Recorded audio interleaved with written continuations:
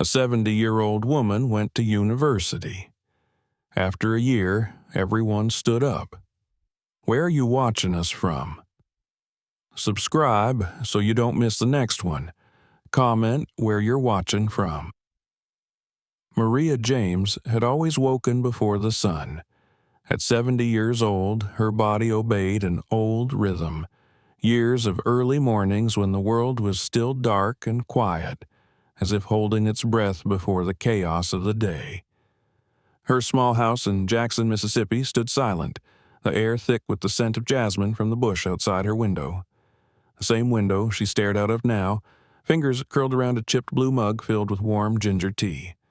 The clock on the wall ticked softly, each second a gentle nudge reminding her that time, always greedy, was still devouring the rest of what she had. On the kitchen table lay a local newspaper she hadn't read. She rarely did anymore. There was never anything new. Accidents, closures, crime, graduations of people she no longer knew, engagements she wouldn't attend, and obituaries, pages of names from her generation, some familiar, some not, but always a quiet reminder, you're next. Her house was clean, too clean. The doilies were straight, the cushions fluffed, the books aligned. It wasn't order, it was absence. No muddy sneakers, no thudding music from bedrooms, no scent of pancakes wafting from the kitchen. Her daughters were grown with children of their own, living in other states, sending cards on holidays and birthday calls over speakerphone. Her late husband, Samuel, had died 4 years ago. Cancer, quick and cruel, and now it was just her, the tea, the clock, and the memories. She walked slowly to the shelf in the hallway. The photos always waited for her. Samuel in his work overalls, the girls in their caps and gowns, and one small frame tucked into the corner. A photo of a girl no older than 15, standing in front of a run-down school building, holding a certificate. Maria, smiling but cautious, her hair tied back in a ribbon, her eyes full of quiet pride. It was the last time she'd held anything close to a dream. She had loved history, devoured every book she could borrow. She remembered the way her fingers had trembled when she was handed that certificate. Top history student. She had wanted to go to college, to study, to become someone who wrote books, who spoke on stages, who corrected the mistakes of the past with the truth of words. But there had been no money. Her mother had handed her a laundry basket that same night. "You smart, baby," she'd said, "ain't no question. But we got bills, we got your brothers, and books won't feed nobody." So Maria had gone to work, first at the laundromat, then the bakery, then the school cafeteria. She married Samuel at 19. By 21, she had 2 daughters. By 30, a house she paid for with aching joints and 60-hour weeks. Life, she'd often thought, was not a thief. It was a salesman. It made you trade dreams for necessities, hopes for responsibilities, passions for stability. She didn't regret raising her girls. They were her joy. She didn't regret loving Samuel. He had been her anchor. But she did regret that quiet voice she had silenced, the one that once whispered, "You could have done more. You could have been more."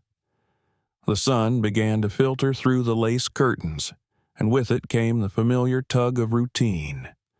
But today felt different, though she didn't know why. She got dressed, pressed slacks, a soft beige blouse, and her favorite cardigan. She stepped into her modest black shoes and locked the door behind her. She had errands to run, bills to pay, groceries to buy. But she took a different path this morning, one she hadn't walked in years.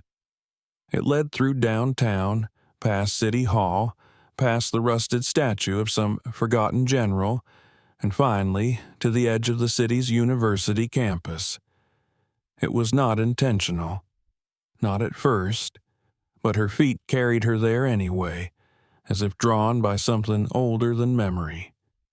She stopped outside the iron gates. The sign read, Mississippi Metropolitan University, home of the Falcons. There were students everywhere, laughing, texting, rushing to classes, young people with headphones and backpacks, their eyes glued to phones and futures.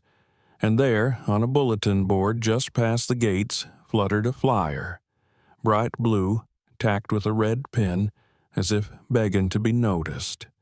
She stepped closer. Education without boundaries. Apply now. All ages welcome. Maria stared. The words looked like a joke. Some sort of marketing spin, surely, or a fundraiser, or maybe a class or two for bored retirees. But the words repeated in her mind. All ages welcome. She looked around, as if expecting someone to laugh, to say, Not you, though. Don't be foolish. But no one noticed her. Her fingers twitched. She hadn't touched a textbook in over 50 years. She didn't even own a computer. What was she thinking? She turned to walk away and stopped. For a full minute, she stood still. Then, slowly, deliberately, she stepped through the gates. The admissions building was clean, modern, with glass doors that hissed open automatically. The lobby was warm, filled with sunlight and the hum of quiet conversation.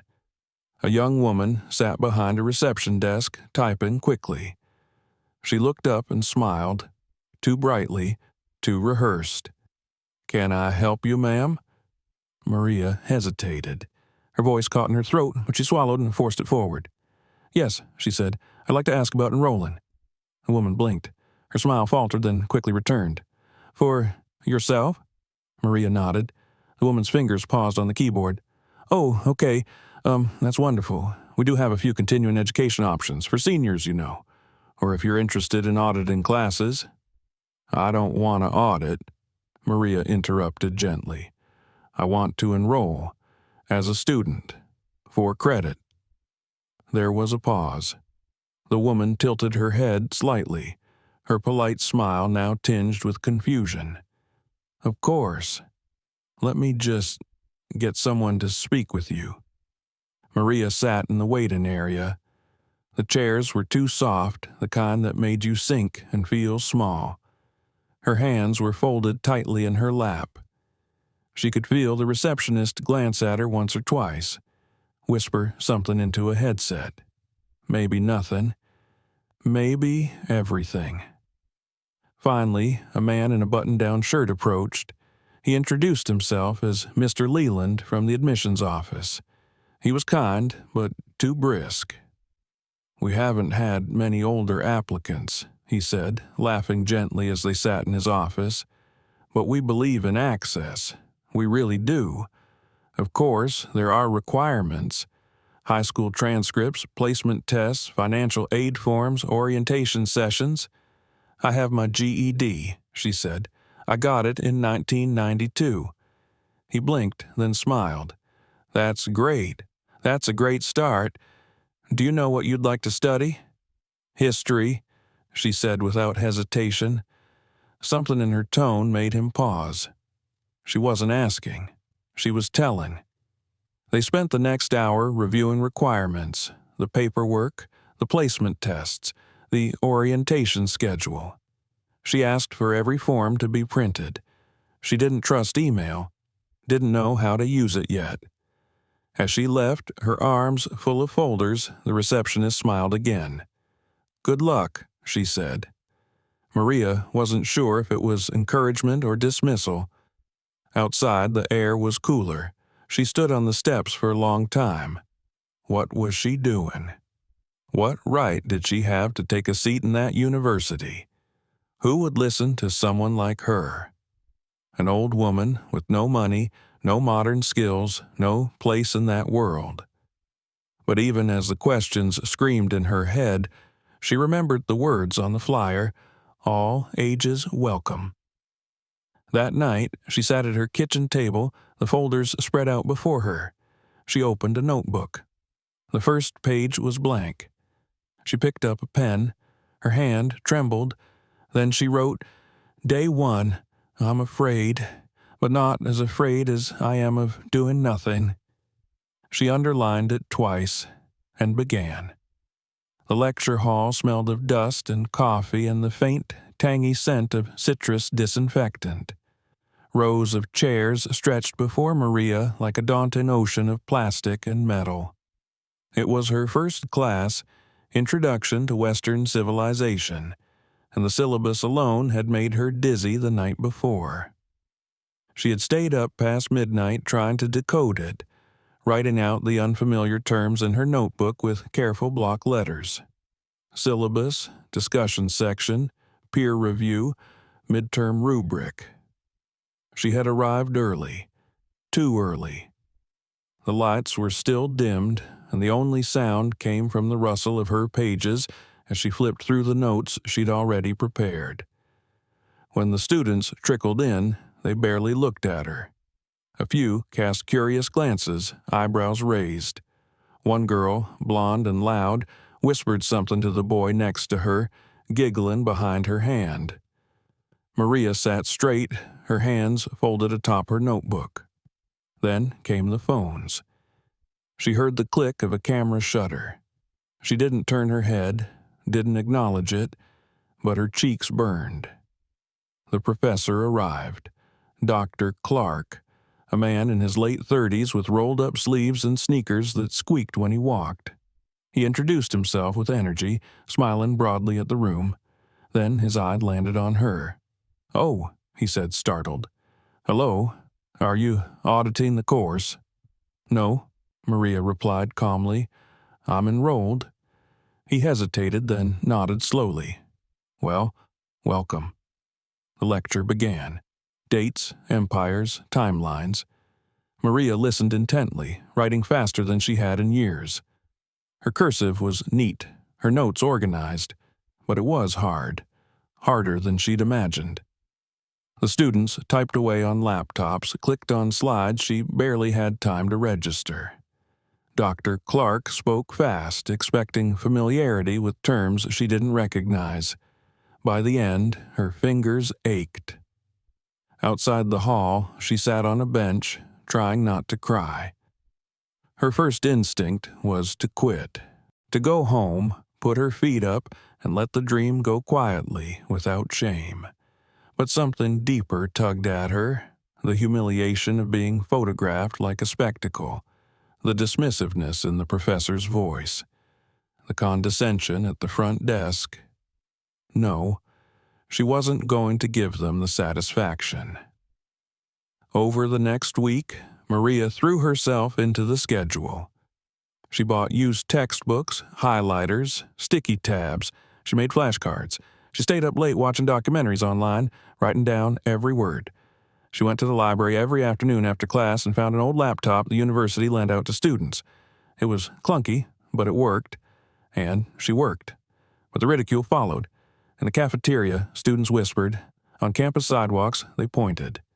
One afternoon, while she waited in line at the student union, a boy in a hoodie looked her up and down and said, "You lose your way, Grandma." She stared at him, unblinking. "No," she said, "I found it." He laughed, but it wasn't as confident as before. Professors weren't cruel, but most were dismissive. They spoke over her, avoided calling on her. She noticed that when she did speak, when she posed questions, they were sometimes met with polite nods and swift pivots to other students.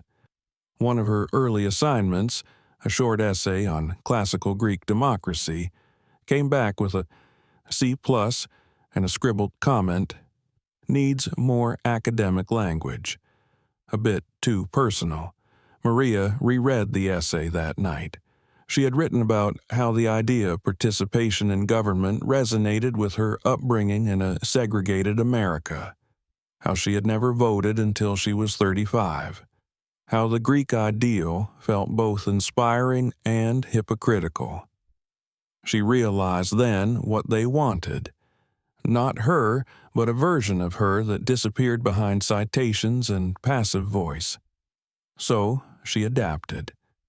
Slowly, stubbornly, she studied the language they wanted. She read scholarly journals, dissected their structure, mimicked their rhythm. She practiced footnotes, learned the difference between MLA and Chicago style. She still wrote with her heart, but now cloaked it in their syntax. Meanwhile, her schedule grew harsher. Her Social Security check barely covered tuition and books, so she found work as a night shift custodian on campus, sweeping floors and cleaning bathrooms in the same buildings where she attended classes. She started carrying her textbook in a tote bag as she scrubbed staircases. She listened to audio lectures through one earbud while mopping floors. She studied flashcards in janitor closets during 10-minute breaks. There were days she couldn't feel her legs from fatigue, but she kept going.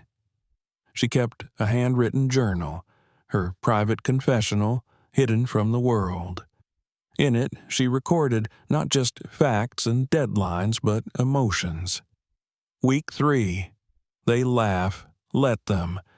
Every laugh is a brick, and I'm building something they won't understand until it's too late. One evening, while sitting alone in the back of the library, she noticed a young woman approach hesitantly. "Excuse me," the girl said. She was no older than 20, with thick glasses and nervous eyes. I saw what happened in class last week. When you asked about the Empire transitions and that guy made that rude joke, I just wanted to say I thought your question was really good. You made me think." Maria blinked, then smiled. "Thank you. What's your name?" "Lana." That was the first time a student had spoken to her without mockery. It wouldn't be the last. Her first major breakthrough came in her Ancient Civilizations class. The assignment was a critical analysis of Egyptian gender roles. Maria had read 5 books, written a 12-page paper, and included a comparative section on West African spiritual traditions.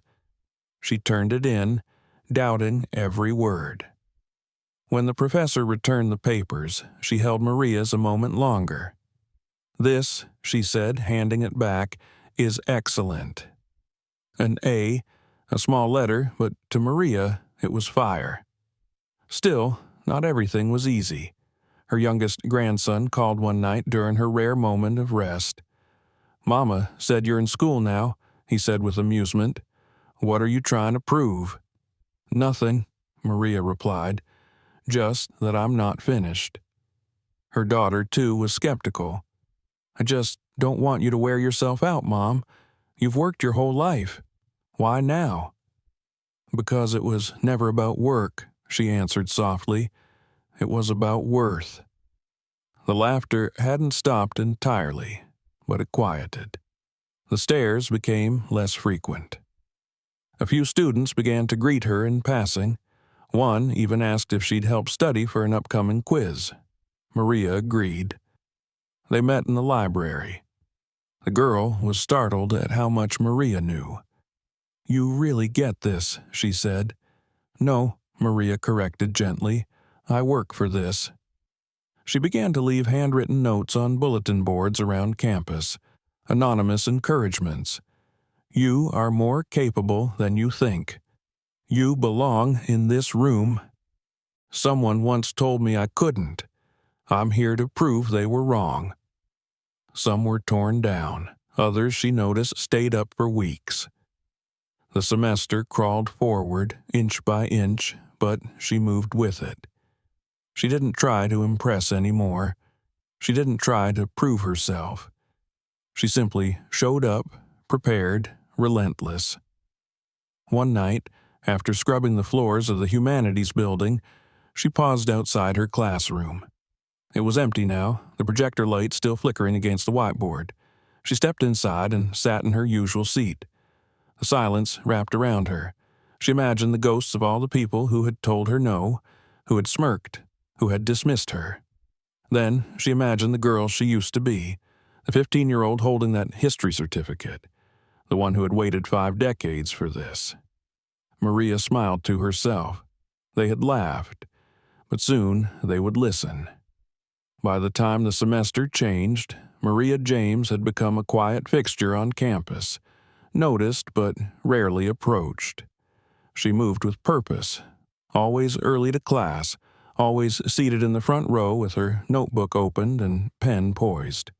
Her cardigans had grown softer with the wear of months, her eyes sharper, her mind keener. Something inside her had shifted. The fear that once whispered cruel possibilities now had no voice.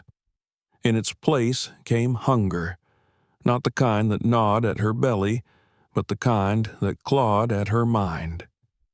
Every word she read awakened something long buried, and every idea she encountered challenged the borders of a life she'd believed was already lived.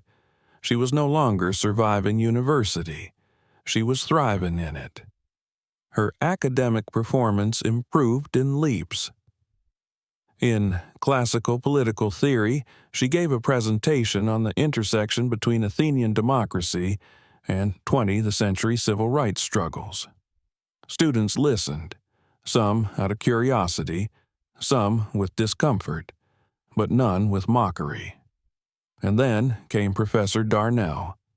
He taught historical methods, and he was known to be demanding. He had once made a graduate student cry in the middle of a seminar. Tall, blunt, with wire-rimmed glasses and a dry drawl that could strip paint from walls, Darnell didn't suffer mediocrity. The first time Maria raised her hand in his class, he squinted at her over his glasses. Yes? She asked a question about historical bias in colonial archives, whether researchers today still carry echoes of that same lens in modern work. The room fell silent. Darnell tilted his head. "That's an advanced question," he muttered. "I don't have a neat answer for it." He paused. "You'll find most historians either ignore it or drown in it. Let's revisit it when we get to week 7. You'll have thoughts by then." It wasn't approval, but it wasn't dismissal either. That night, she went home and began writing a paper on the subject long before it was assigned. With each week, she spoke more. She asked harder questions. She visited office hours. Professors began referring to her arguments in lectures. Other students started quoting her in group discussions. Lana, the girl from the library, became a regular study partner. Still, the laughter hadn't disappeared completely. One morning, Maria entered the lecture hall to find a crude drawing scrawled on the whiteboard, a caricature of an elderly woman at a desk with oversized glasses and the words "Grandma's History Club" underneath. The students chuckled until they saw her. She walked in slowly, deliberately, set down her books, picked up the eraser, and wiped the board clean. Then she turned to them and said, "If I have a club, it's called Earn the Right to Be Here." Admission's tough, though. You have to show up every day and care. No one laughed after that. But the worst moment came 3 days later. Maria was given a group presentation in her Women in Antiquity class. The topic was matriarchal structures in the pre-colonial African societies. She had spent weeks preparing, crafting slides, rehearsing her part. Her group consisted of 3 undergraduates, 2 of whom rarely attended meetings. On presentation day, Maria was calm but firm, speaking with confidence and clarity. But when she quoted a rare West African oral tradition as part of her research, one of her own group members, a boy named Chad, snickered. "You really trust some fairy tales from the jungle?" he muttered, loud enough for the room to hear. The professor froze. A few students gasped. Maria, however, did not flinch. She turned to Chad and said, "And do you trust Plato's cave? Or is mythology only valid when it's dressed in marble and white?" The room went silent. Chad stammered, The professor moved on, and the class ended in uneasy quiet. Later that evening, Maria found herself sitting alone on a bench outside the student center. Her hands trembled slightly, not from anger, but from exhaustion. She had spent her whole life controlling her reactions, making herself smaller to survive. But something about that moment cracked open a door she had kept closed for decades. She opened her journal. "I am not here to be your joke. I am not your grandmother unless you mean it in reverence. I am the reason your textbooks were written. The bodies of women like me built your cities, bore your children, and buried your history. I am not invisible. I am standing in your light." The next morning, an anonymous note was left in her mailbox. "You were amazing yesterday. I'm ashamed I didn't say anything. Thank you for your courage. Jay." That week, Maria was invited to speak at the university's seminar on decolonizing education. It was an informal gathering, organized by a few graduate students. She was reluctant at first, but Lana urged her. "You've already been doing the work," she said. "Now let people hear it." Maria's talk was titled "The Silenced Matriarchs." She stood behind the podium in a modest navy dress and spoke without slides, without pretense, and without apology. She spoke of growing up in segregation, of being told she was lucky to get a job cleaning houses, of watching her daughters grow up in a world that still told them they were too much or not enough, of seeing herself in the shadows of textbooks, always absent, always implied. And now, standing here, she said, she had decided she was done being a ghost. The room erupted in applause, not polite, not tentative, real. After the seminar, a professor she hadn't met, Dr. Halley from the Graduate History Department, approached her with a card. "I'd be honored if you'd let me mentor your thesis," she said. "Your voice belongs in the canon." Maria blinked. "I haven't written one yet." "You will," Dr. Halley replied, "and when you do, let's make sure it echoes." That night, Maria sat at her kitchen table and opened a blank document on her old laptop. The cursor blinked like a heartbeat. She typed the title, "The Invisible Foundations: Black Women's Unrecognized Role in Historical Narratives of the South." Then she stared at it for a long time, not with fear, but with reverence. The months that followed were relentless. Maria juggled classes, her night shifts, and long hours of research. She combed through slave narratives, archived letters, birth and death registries from the 1800s. She visited historical societies, interviewed older women in local communities. She wrote with a scholar's eye and a survivor's soul. Her fingers stiffened some mornings. Her eyes ached. But she pressed on. She turned in her thesis a full semester early. When Professor Darnell read the final manuscript, he called her. "I've been teaching for 23 years, he said. "I've never read a paper that combined scholarly rigor with lived experience so seamlessly. You didn't write a thesis, you wrote a reckoning." Maria didn't cry. She just whispered, "Thank you." The university held its annual symposium in April. Her work was selected as a keynote feature, rare for an undergraduate, unprecedented for someone not pursuing a graduate degree. She stood on stage, heart steady, gaze direct. The crowd was larger than she'd ever imagined. Students, professors, community members. Maria began her presentation not with data, but with a story. Her story. She told them about the girl with the certificate, about laundromats and lost chances, about returning not to reclaim youth, but to fulfill promise, about choosing to do something hard not because she had to, but because she still could. And she ended with a line she had scribbled once in her journal. We are not too old. The world is simply too late to recognize our power." The ovation was long and standing. She descended the steps slowly, her cane tapping against the polished floor. As she walked through the crowd, the silence around her wasn't empty. It was full of reverence, full of understanding, full of those who had once laughed, and now said nothing at all, because sometimes silence is the loudest apology there is. The sky was pale on graduation morning, not yet blue, but full of promise. Sunlight pressed gently against the horizon as the campus stirred into motion. Folding chairs lined the expansive lawn of Mississippi Metropolitan University, forming neat rows like freshly tilled soil, ready to bloom with cap and gown.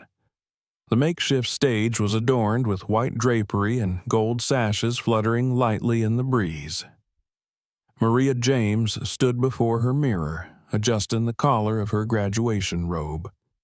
It felt surreal against her skin, stiff, ceremonial, foreign. She had borrowed it from the university's loan office, too practical to spend money on regalia. Her cap sat beside her on the dresser, still untouched. She ran her fingers across her scalp, now flecked more silver than black, and thought of Samuel. "You'd be fussing right now," she whispered, "telling me not to forget to iron the back." A chuckle escaped her lips, mingling with the silence of the room. The photo of him by her bedside watched her with that familiar calm. She remembered the day she'd told him long ago that she once wanted to be a historian. He had blinked at her and said, simply, "So go be one." It had taken a lifetime. But here she was. The ceremony began with the usual fanfare, a procession of faculty, applause from proud families, nervous laughter from graduates.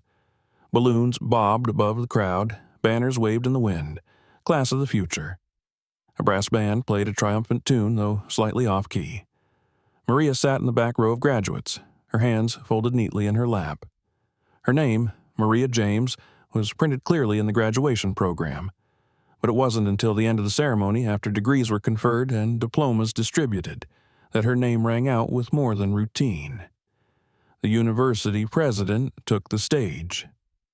"We have one final acknowledgement," he said, clearing his throat, scanning the audience. "Every year, we honor a graduate who exemplifies not just academic excellence, but resilience, integrity, and contribution to our university community." A pause. This year's recipient of the Chancellor's Medal for Outstanding Achievement is Maria James.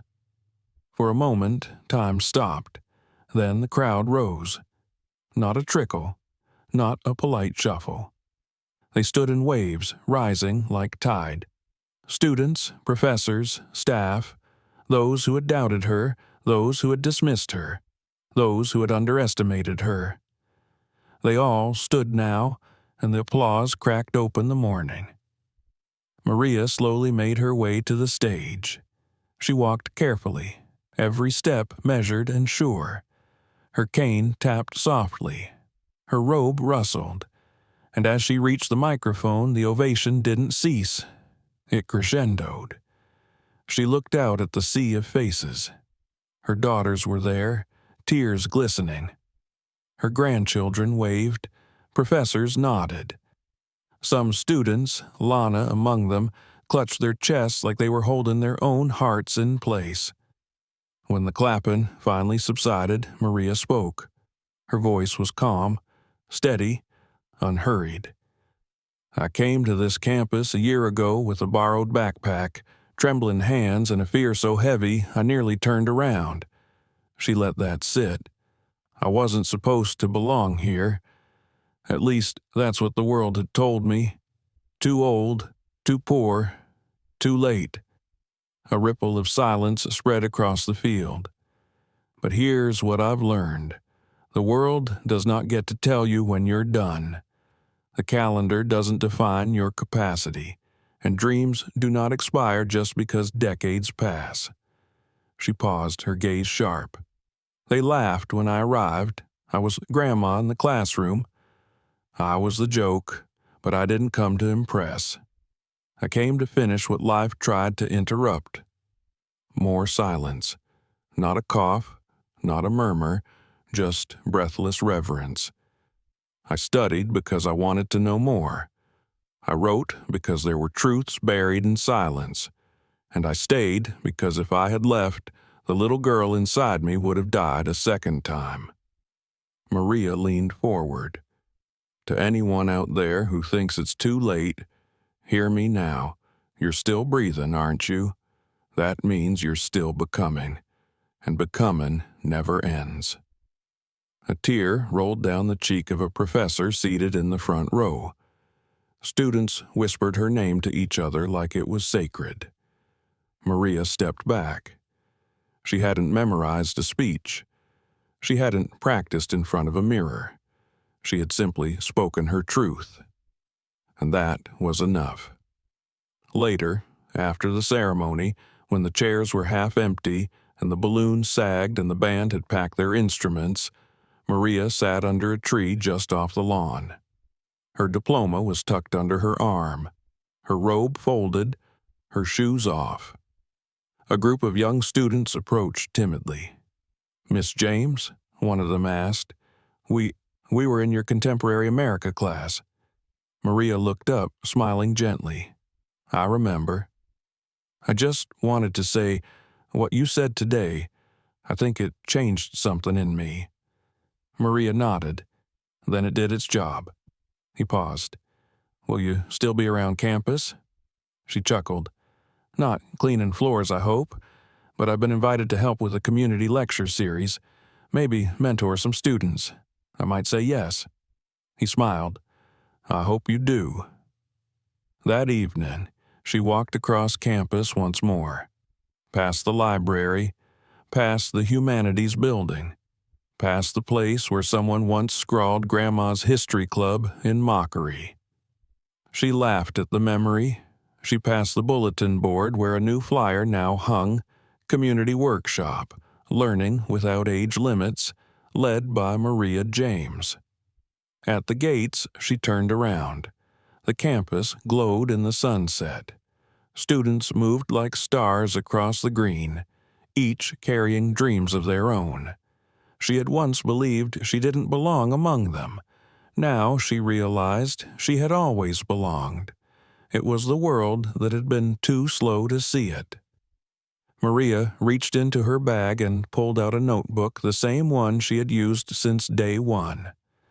She opened to the first page, where her trembling hand had once written, "Day 1, I'm afraid, but not as afraid as I am of doing nothing." She smiled. Then, with her pen, she wrote at the bottom of the page, "Day 365. I did it. And now they stand to listen." She closed the notebook and walked into the evening, head high, heart full, and history finally her own. Subscribe to the channel so you don't miss what's next. Watch the other videos to see the full picture. Share this one if it meant something to you.